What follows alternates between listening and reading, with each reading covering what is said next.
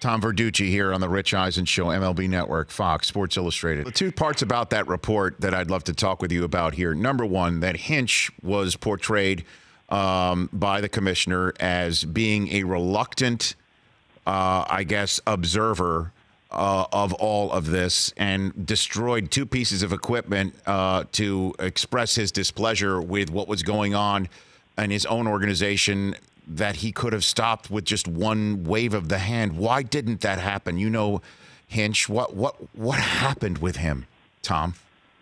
Yeah, it's a great point. I mean, first of all, I think you have to separate the fact that, the memo from the commissioner about essentially this is now illegal and subject to penalties, that memo went out in September of 17, right? The Astros started doing this, at least in the report, early in the 17 season. And actually, if there were teams doing this going back to 14 and 15, but that's another story.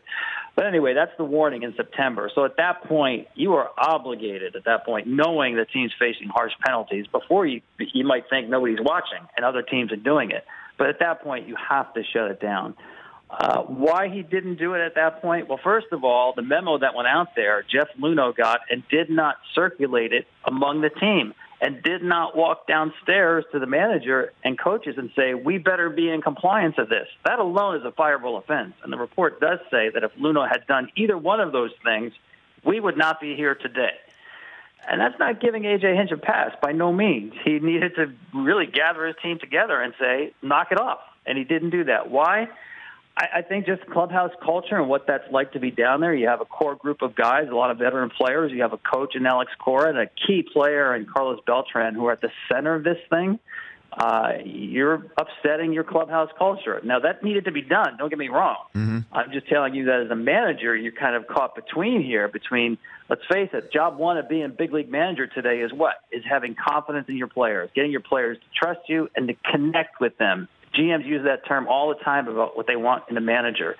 Well, now you got to go against that. Be an old school bad boy, Dallas Green type of manager and tell him knock it off.